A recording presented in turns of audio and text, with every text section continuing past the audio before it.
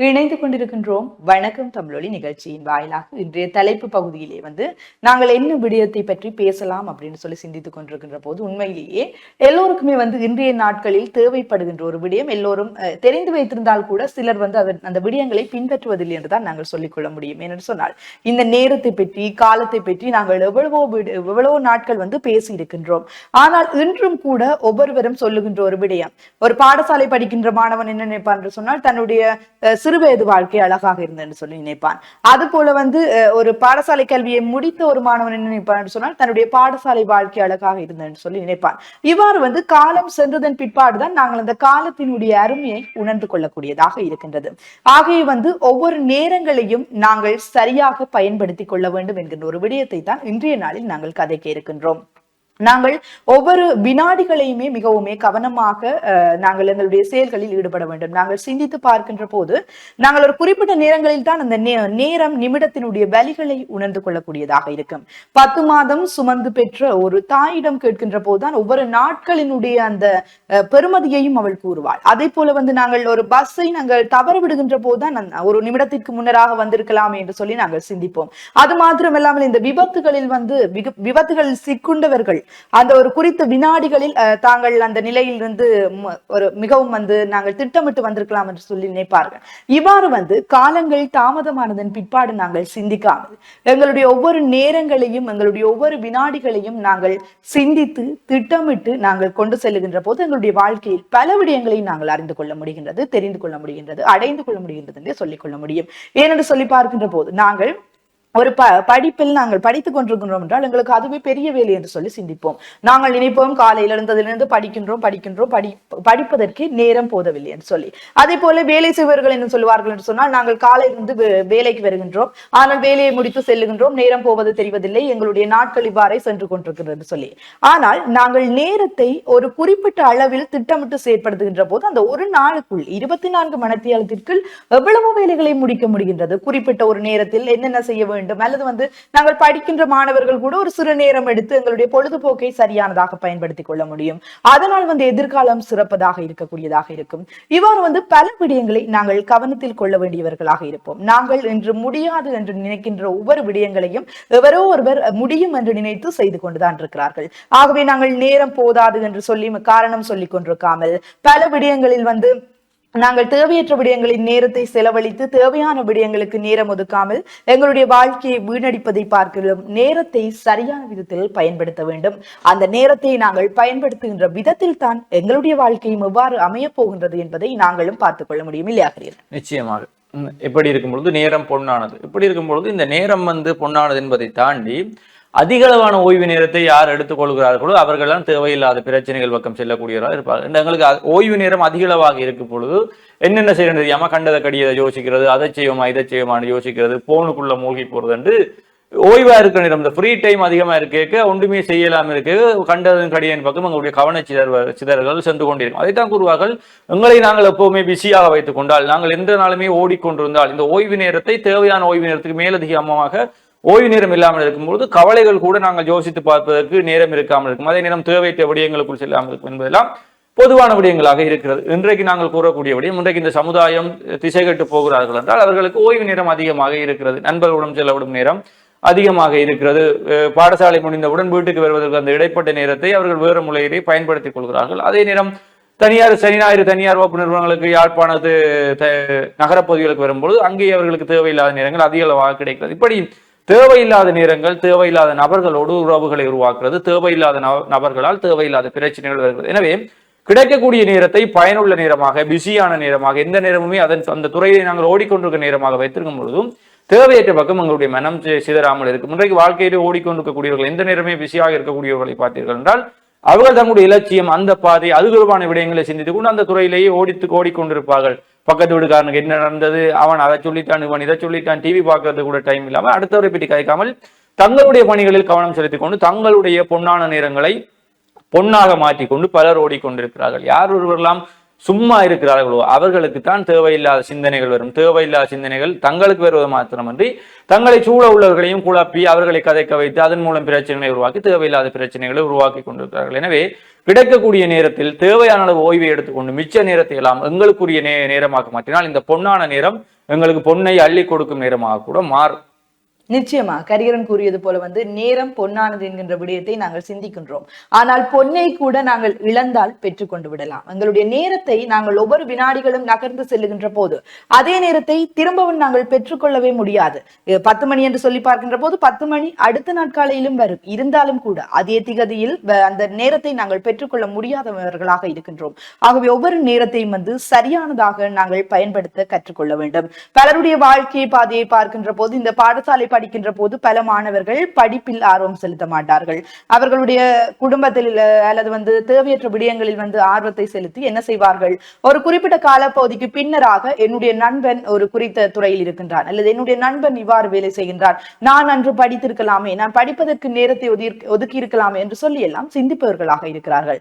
அவ்வாறு எல்லாம் இல்லாமல் அந்தந்த நேரங்களில் எந்தெந்த வேலைகளை நாங்கள் செய்ய வேண்டும் என்பதை திட்டமிட்டு செய்ய வேண்டும். எங்களுடைய வாழ்க்கை பாதையில் மாத்திரமல்லாமல் தினமும் ஒவ்வொரு நாளுமே நாங்கள் நேரத்தை கணிக்க பழக வேண்டும். எவ்வாறு என்று சொன்னால், நாங்கள் நாளைய தினத்தில் ஒரு வேலையை செய்ய போகின்றோம் என்று சொன்னால் முதல் நாள் இரவே ஒரு குறிப்பிட்ட ஒரு 5 நிமிடங்களே எங்களுக்கு போதுமானதாக இருக்கும் திட்டமிடுவதற்கு.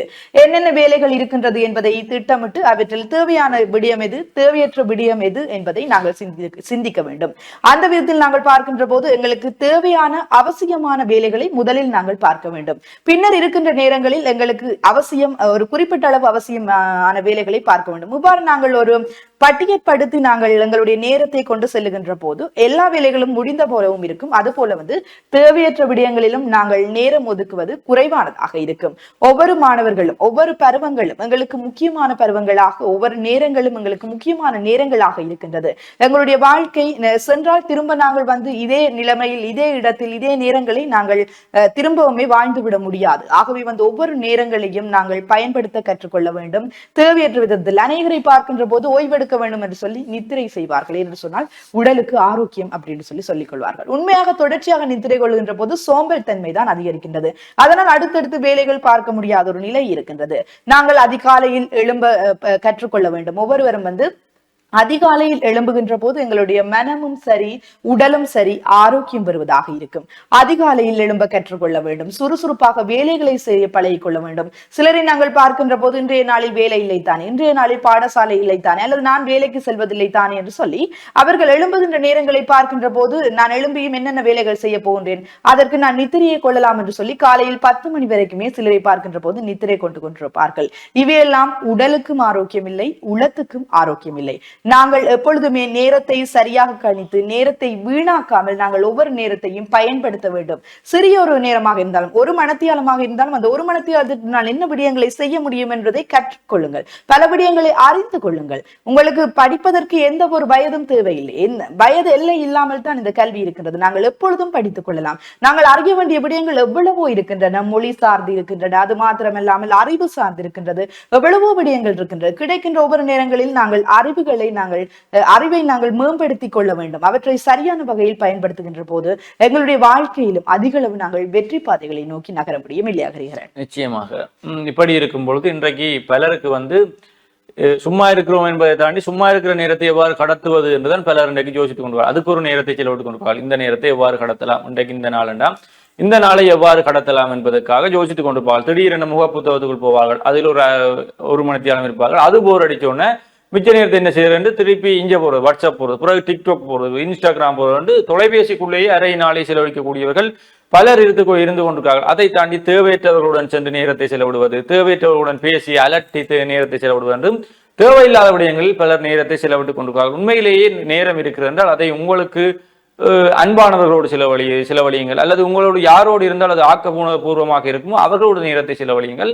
அது உங்களுக்கும் அவர்களுக்கும் மன சந்தோஷத்தை கொடுக்கக்கூடிய நேரமாகவும் இருக்கும். அதை தாண்டி சும்மா இருக்கிறோம் என்பதை தாண்டி சும்மா இருக்கிற நேரத்தில் நாங்கள் என்ன செய்கிறோம் என்பதுதான் அடுத்த பெரிய விடயமாக இருக்கு. இந்த உலகத்திலே சும்மா இருப்பதை தான் மிக கஷ்டமான விடயமாக இருக்கும். அப்ப சும்மா இருக்க முடியாமல் தான் இந்த தொலைபேசிக்குள் மூழ்கி கொண்டிருக்கிறோம். அதை தாண்டி இந்த சும்மா இருக்கிற நேரத்தை யாருடன் பயனுள்ளதாக மாற்றிக் கொள்கிறான் என்பதுதான் பெரிய கேள்விக்குறியா இருக்கு. சின்ன வயதிலே நாங்கள் ஓய்வு நேரத்தை எவ்வாறு செலவழிப்போம் என்றால் வானொலி கேட்போம் என்போம், புத்தகங்கள் வாசிப்போம் என்போம், வீட்டு தோட்டம் செய்வோம் என்போம், பத்திரிகைகள் வாசிப்போம், பல விடயங்களை கூறுவோம். இன்றைக்கு அப்படியான விடயங்கள் எல்லாம் இல்லாமல் போய்விட்டது. இன்றைக்கு சும்மா இருக்கிற நேரத்தை என்ன செய்யுங்கன்னா, நான் டிக்டாக் செய்கிறேன், நான் பேசுகிற ரீல்ஸ் செய்கிறேன், நான் இன்ஸ்டாகிராம்ல ரீல்ஸ் செய்கிறேன் தான் பிள்ளைகள் கூறக்கூடிய அளவுக்கு வந்திருப்பேன். அதை எல்லாத்தையும் தாண்டி பிள்ளைகளை மீண்டும் ஒரு ஒழுங்கமைக்கப்பட்ட கட்டமைக்கப்பட்ட நேர சூழ்ச்சிக்குள் கொண்டு வர வேண்டிய தேவை பெற்றோர்களாகிய உங்களுக்கும் இருக்கிறது. எனவே இந்த நேரம் என்பது பொன்னானது எவ்வளவு முக்கியத்துவம் வாய்ந்தது என்பதை பிள்ளைகளுக்கு சொல்லிக் கொடுங்கள். ஒரு செகண்ட் மில்லி செகண்டுடைய அருமை ஒரு ஓட்டப்பந்தய வீரனுக்கு தான் தெரியும். ஒரு மில்லி செகண்ட் தவறினால் ஒரு தங்கப்பதக்கத்தை ஒலிம்பிக்கில் அவன் இழக்கும் போது தான் தெரியும் அவனுக்கு ஒரு மில்லி செகண்டுடைய நேரம் எவ்வாறு இருக்கும் என்பதை அவன் தான் உணர்வான். அப்ப நேரம் என்பது எல்லாருடைய வாழ்க்கையிலுமே முக்கியமான இருக்கு. ஒரு வருடங்களுடைய முக்கியத்துவம் என்பது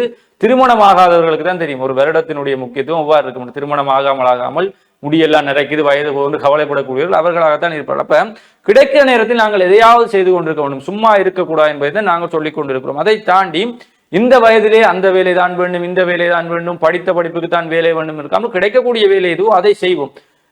எங்களுக்கு தேவையான வேலை, எங்களுடைய படிப்புக்கு தகுதியான வேலை வரும்போது அந்த வேலையை பெற்றுக்கொள்வோம். இன்றைக்கு பலர் அந்த வேலை கிடைச்சாதான் வேலை செய்யணும், வயது போயிடும். வயது போன பிறகு அங்க வலிக்கும், இஞ்ச வலிக்கும், குனி இயலாது, நிமிரையாண்டு இருக்கும்போது வேலை செய்ய முடியாது. உழைக்கக்கூடிய வயது இதுவாக இருக்கும்போது இந்த வயதில் உழைத்து தள்ள வேண்டியதுதான் எங்களுடைய தேவையாக இருக்கும் பொழுது உழைப்போம். இன்றைக்கு பணம் தான் என்னதான் முக்கியம் என்றாலும் பணம் இன்றைக்கு பெரிய ஒரு பக்கபலமாக இருக்கிறது. எனவே நாங்கள் எல்லாரும் என்ன செய்வோம்னா இந்த வயதிலே அந்த வேலைதான் வேண்டும் இல்லாமல் கிடைக்கக்கூடிய வேலைகளை செய்து கொண்டிருப்போம். இறையருளால் அல்லது எங்களுடைய முயற்சியின் பயனால் அந்த வேலை கிடைத்தால் அதற்கு பிறகு அந்த வேலையை பற்றி அந்த வேலையிலே தொடர்ந்து உழைக்க தொடங்குவோம். எனவே கிடைக்கக்கூடிய நேரத்தில் எப்படியெல்லாம் அந்த நேரத்தை எங்களுக்கு லாபமாக எங்களுடைய பக்கம் மாற்ற முடியுமோ அப்படி மாற்றிக் கொள்பவர்கள் இந்த வாழ்க்கையிலே சாதித்து காட்டியக்கூடியவர்கள் இருக்கிறார்கள். இன்றைக்கும் 24 மணி நேரம் போதாது என்று புலம்பிக் கொண்டிருக்கக்கூடியவர்கள் பலர் இருக்கும் பொழுது 24 மணி நேரத்தை என்ன செய்யறேன்னு தெரியாமல் ஓடிக்கொண்டிருப்பவர்களும் பலர் இருக்கிறார்கள். எனவே இந்த நேரத்தினுடைய முக்கியத்துவத்தை விளங்கி கொண்டு குறிப்பாக வீட்டுக்கு கூடிய அப்பாக்களை பார்த்தால் தெரியும் அவர்கள் எவ்வாறு நேரத்துக்கு முக்கியத்துவம் கொடுக்கிறார்கள் என்று. எங்களுக்கு முதலில் எழும்பி விடுவார்கள், அப்பா கிட்ட பேச்சு வாங்க எல்லாம் இருக்கும். அப்ப நாங்கள் ஒரு வயதுக்கு வரைக்கும் தான் விளங்குது இந்த நேரத்தினுடைய முக்கியத்துவம். இவ்வளத்தை நாங்க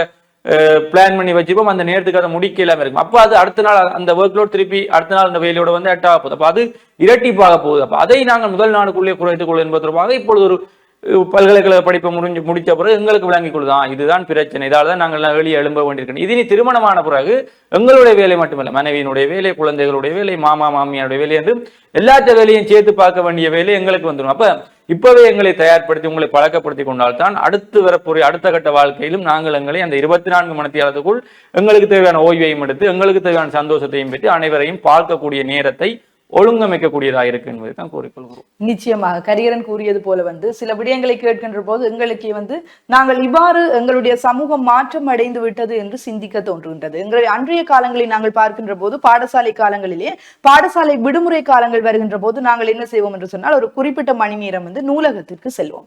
நூலகத்துக்கு சென்று அங்கு எங்களுக்கு பிடித்த கதை புத்தகங்கள் எடுக்கக்கூடியதாக இருக்கும். அவை 2 கதை புத்தகங்களை எடுத்துக்கொண்டு எங்களுக்கான அந்த குறிப்பிட்ட வரையறைகள் தருவார்கள். ஒரு கிழமைக்குள் இந்த புத்தகத்தை கொடுக்க வேண்டும் அப்படின்னு சொல்லி. ஆனால் நாங்கள் எல்லாம் என்ன செய்வோம், அந்த கதை வாசிக்க வேண்டும் என்கின்ற ஆர்வம் இதில் அதிலிருந்தே அந்த கதைகளை வாசித்து விட்டு திரும்பவும் 2 புத்தகங்களை எடுத்துக்கொண்டு 2-3 நாட்களில் வாசித்து விட்டு அவர் ஒரு ஆர்வமாக அந்த படிப்பில் ஒவ்வொருவரும் அன்றைய காலத்தில் அநேகர் இந்த நூலகங்களில் நேரத்தை செலவழித்தார்கள். படிப்பதற்கு ஒரு மிகுந்த ஒரு சிறந்த இடமாக அந்த நூலகம் அமைந்திருந்தது.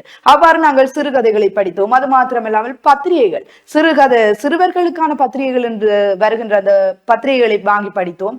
இன்று எல்லாம் எத்தனை பிள்ளைகள் அவ்வாறு இருக்கிறார்கள். நூலகத்துக்கு இந்த பிள்ளைகள் செல்வதென்றாலே ஆசிரியர்கள் ஏதாவது கட்டாயம் இந்த புத்தகத்தை எடுத்துக்கொள்ள வேண்டும் என்ற ஒரு கட்டாயம் ஒரு நிர்பந்தங்களை விதிக்கின்ற போதுதான் இந்த மாணவர்கள் நூலகத்துக்கு செல்கிறார்கள். சில சமயங்களில் பார்க்கின்ற போது அவ்வாறு கூட நூலகத்துக்கு செல்ல மாட்டார்கள், கடையில் வாங்கி விடலாம் என்று சொல்லி சிந்திப்பார்கள்.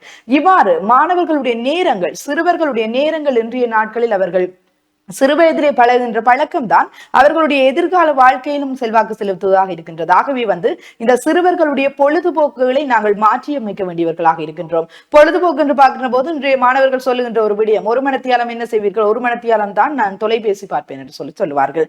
நான் எல்லாத்தையும் நான் தொலைபேசியில் படிக்கின்றேன் என்று சொல்வார்கள். இவ்வாறு பல விடயங்களை அவர்கள் மாற்றத்திற்கு உள்ளாக்கி கொண்டு செல்கிறார்கள்.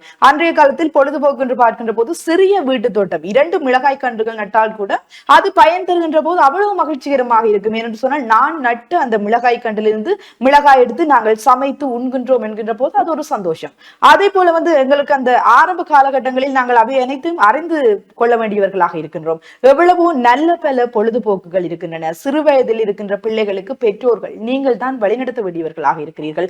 அது மாத்திரமல்லாமல் ஆசிரியர்களும் இந்த சிறு வயது பிள்ளைகளை வந்து சரியான பாதையில் வழிநடத்த வேண்டும். என்று சொன்னால் சிறு வயதிலேயே அவர்களை ஒரு சரியான பாதையை நாங்கள் அமைத்து கொடுத்து விட்டால் அவர்கள் அதன் பிற்பாடு அந்த பாதையிலேயே சென்று கொண்டிருக்கக்கூடியவர்களாக இருக்கிறார்கள். ஆகவே நேரத்தை நாங்கள் வீண்விரியப்படுத்தாது ஒவ்வொரு நிமிடங்களையும் சரியாக பயன்படுத்த கற்றுக்கொள்ள வேண்டும். நாங்கள் நேரம் போனதன் பிற்பாடு அதை குறித்து வருந்தி எந்த ஒரு பிரயோசனமுமே இல்லை. ஆகவே நாங்கள் ஒவ்வொரு நேரங்களையும் சரியாக நாங்கள் பயன்படுத்த கற்றுக்கொள்ள வேண்டும் என்று கூறிக்கொண்டு நாங்கள் நிகழ்ச்சியிலிருந்து விடை பெற்று செல்ல போறோம். இன்றைய நிகழ்ச்சியில் வந்து பார்த்து கொண்ட நேயர்கள் சொந்தங்கள் அத்தனை பேருக்கும் நன்றிகளையும் தெரிவித்துக் கொண்டு உங்களிடமிருந்து விடை பெற்று செல்லும் நாங்கள் என்றும் அன்புடன் கலின் ஸ்டார் ஜெயக்குமார் மற்றும் நான் என்று உங்களின் பெண் ஹரிஹரன். நன்றி நேயர்களே.